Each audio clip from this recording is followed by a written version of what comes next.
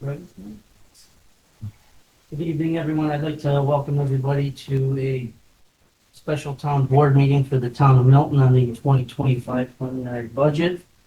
Today is November 6th. The time is 6 p.m. I'd like to get the meeting started with a pledge by Councilwoman Sullivan. Pledge allegiance to the flag of the United States of America and to the republic which stands one nation under God, indivisible, with liberty and justice for all. Roll call. Councilman, Councilman Delnicki, Present. Councilwoman Soden, Present. Councilman Froelich, Present. Councilwoman Kerr, Present. Supervisor Ostrander. Present. Brenda, would you please read the notice on the budget? Please take notice that the preliminary budget of the town of Milton for the year 2025 has been filed in the office of the clerk of the town of Milton, and the town board of said town will conduct a public hearing on the 6th day of November 2024 at 6 p.m. at the Town of Milton Town Hall located at 503 Geyser Road in said town, with said hearing thereupon review said budget, and any person may be heard in favor of or against as compiled or for or against any items therein contained. A copy of will be available at the town clerk's office for inspection during normal business hours. The budget is also available at the town website. The proposed salaries of each member of the town board, the supervisor, the town clerk, superintendent of highways, town justice, and receiver of taxes are therefore as follows. Supervisor, $79,625.22. Councilpersons, $13,051.54. Town clerk, $56,409.60. Superintendent of highways, $87,887.80. Thank you, Brenda. The time is now 6:02 p.m. The public hearing for the preliminary budget is now open. The format will be the same as public comment. Each person that wants to ask a question will be given 3 minutes to speak. We will give a little leniency if you go over on that. So would anybody in the public hearing is now open? Would anybody in the audience like to speak on the preliminary budget? Frank Rossi. Oh, thank God.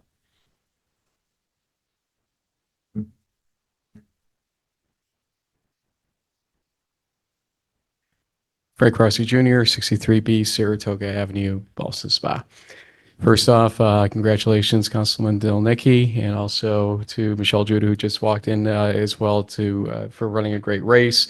Elections are a necessary evil in our world, but it's how you handle them. In the meantime, you both did a great job in running for your office, and so look forward to the future working with you, Eric, as always.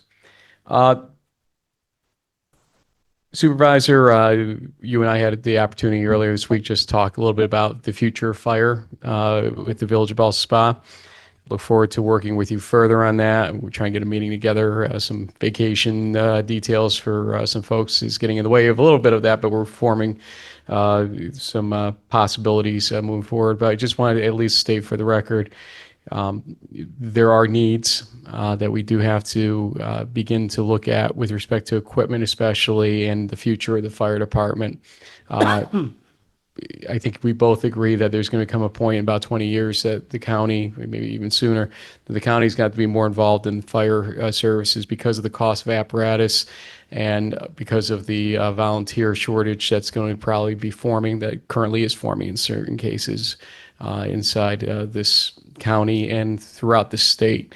And we want to make sure that we do everything possible to extend the life of every fire department in our county as much as we can so that taxpayers don't get gouged in that process.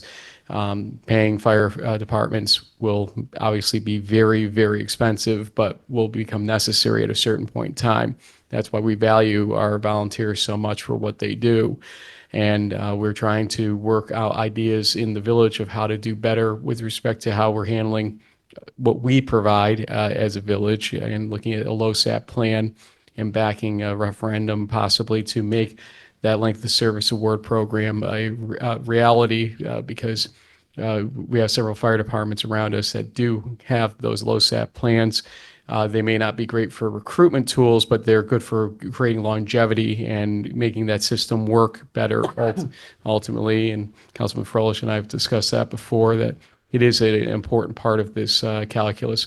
But long story short, to the degree that we can improve what we're looking at for the village next year on the way of trying to create a bigger and better plan overall over the next hopefully 4-ish years or something like that, we would appreciate that move. The town of Ballston has indicated that they're going to be taxing at $1.15 per thousand this coming year, pending obviously an agreement. And we're trying to be fair with the towns that we are serving, to basically charge the same for the same fire service. Ultimately, that was an indication that Ballston had. I understand that desire. And so we're trying to make sure that we're staying kind of religious to that idea, ultimately, of keeping the two towns at a parallel track, since they were not on a parallel track for a good period of time, obviously. And I think we're at a point now where we can actually make that happen. So thank you very much. Appreciate all your time. Thank you, Mayor. Mike, would you like to speak?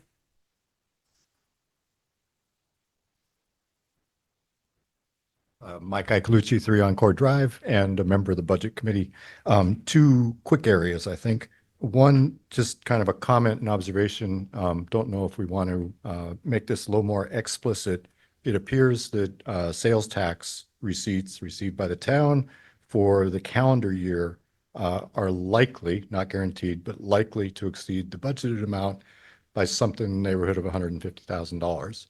So whatever surplus amount it turns out to be, I guess if you could just make clear for the public where that money ends up going.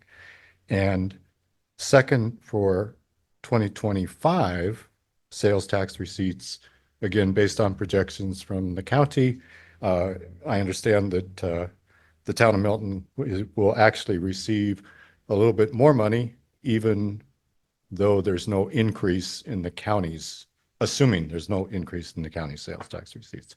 So that's all good news. And again, to me, making sure it's clear how those funds are actually going to be put to use would be helpful. And then the second thing, and I kind of apologize, I feel like I should be able to explain this myself and I can't. A couple of fund balance numbers. So for Fund A on page 39 of what I've got anyway, and on page 57 for Fund B, I'm just not squaring the text with the chart and the number. So at some point, Dave, if you could help me understand that. I don't know if anyone else has any questions, but I just couldn't quite square those entries. Thank you. Thanks, Mike, and thanks for being part of the Budget Committee. We appreciate you. Anyone else? Michelle Judah.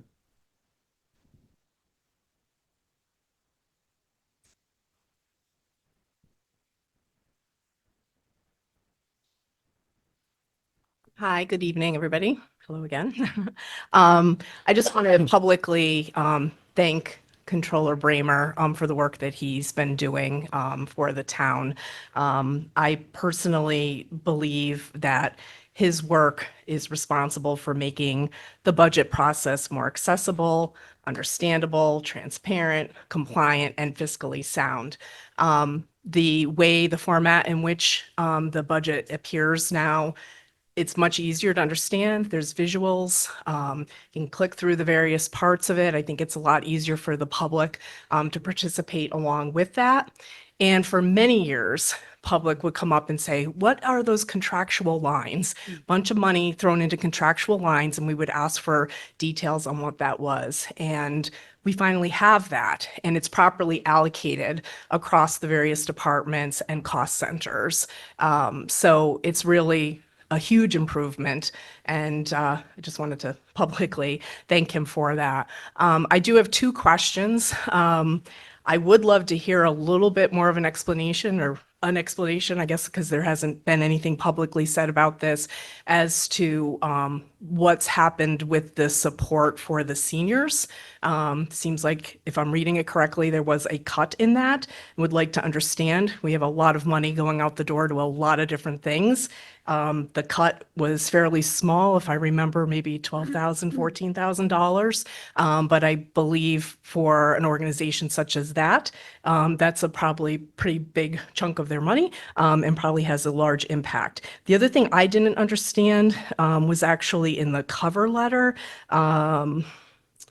And I'm thinking it just might be the way it was worded, but there was discussion of the level of control at which various department managers would be able to reallocate money across the lines in their budget without coming for board approval. It looked like from the wording of the letter that we were actually making that number higher, giving them more authority to do that. And if that's the case, I would like to hear a little bit more about that, because I don't recall that we hear a lot about, I guess it's in your reports, the, when there's transfers between the funds, but I would like to understand a little bit more. The way it was worded sounded like we were giving more authority, but the context of it seemed like what you were probably trying to say is less authority, so I'd just like some clarification on that. That's correct. Thanks. Thank you. Dave, you want to speak? Yeah, so, You want to go to use the mic? I'll just bring it to you. Thank you.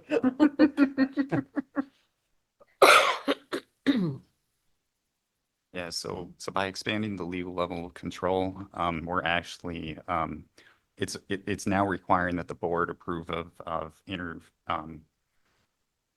budgetary amendments at a greater level, if that makes sense.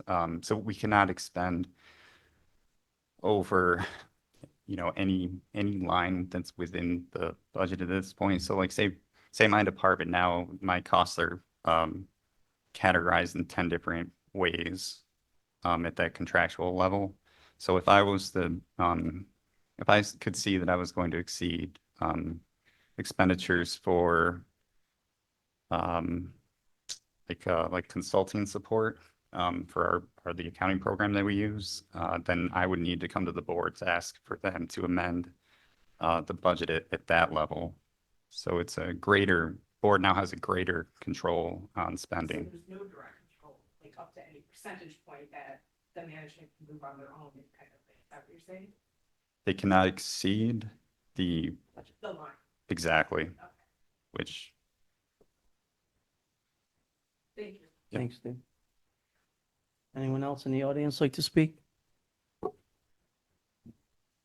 Brenda, anybody via Zoom? Nope. Anything else the board would like to have in the input on the budget?